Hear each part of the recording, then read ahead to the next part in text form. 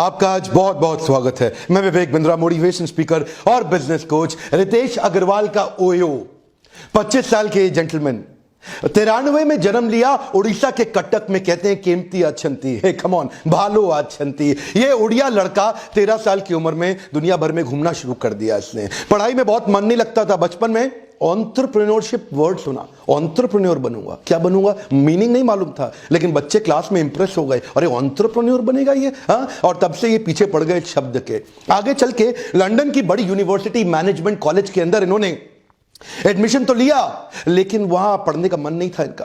Entrepreneurship पे कहीं भी सेमिनार हो रहा हो, कोई क्लास हो रही हो, कोई कोर्स हो रहा हो, उसको जाके अटेंड करेंगे। ट्रैवल करते करते ट्रैवल में इनका इंटरेस्ट था, होटल में नहीं था, लेकिन इंसिडेंटली एक्सीडेंटली इस बिजनेस में घुस गया। क्योंकि शुरू के दौरान ये देखते थे कि जो सस्ते होटल थे उनके वॉशरूम गंदे, वॉश बेसिन और भी गंदे, गद्दे चादर उससे भी ज्यादा गंदी, customer experience check in checkout पे बहुत ही गंदा। ये सोचे कि क्यों नहीं एक बड़ी प्रॉब्लम को सॉल्व करते हैं। छोटा अटेम्प्ट किया, ट्राई करना शुरू किया।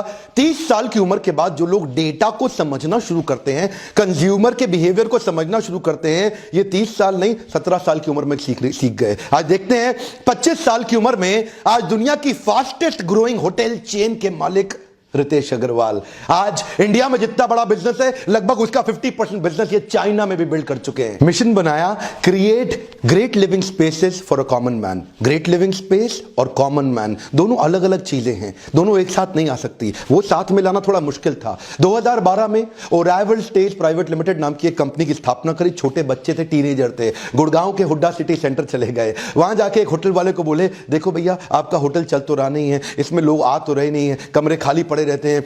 ऐसा करते हैं, मैं आपको कमरे किराए पे चढ़वाता हूं, उसमें कुछ कमीशन मुझे दे देना। तो मालिक ने बोला, जा बेटा जा, बहुत साल हो गए मुझे काम धंधा करते। लोगों को विश्वास नहीं था, छोटा बच्चा था ना ये, लेकिन इसने उन्हें बोला कि देखो अगर लॉस हुआ तो मेरा, प्रॉफिट हुआ तो आधा आधा।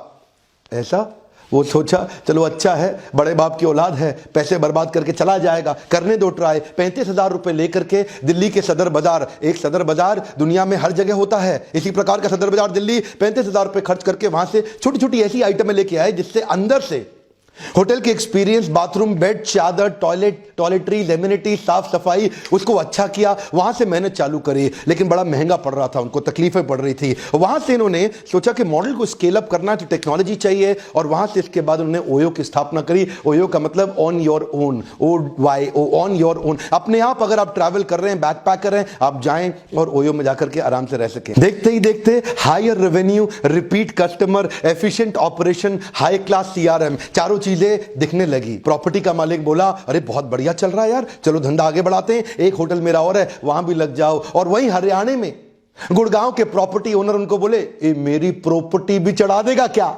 और इसका धंधा वहीं से निकल पड़ा। एक से प्रॉफिट बनाते, अगली प्रॉपर्टी में घुसते, उसके बाद उससे अगली, तीसरी, पांचवी।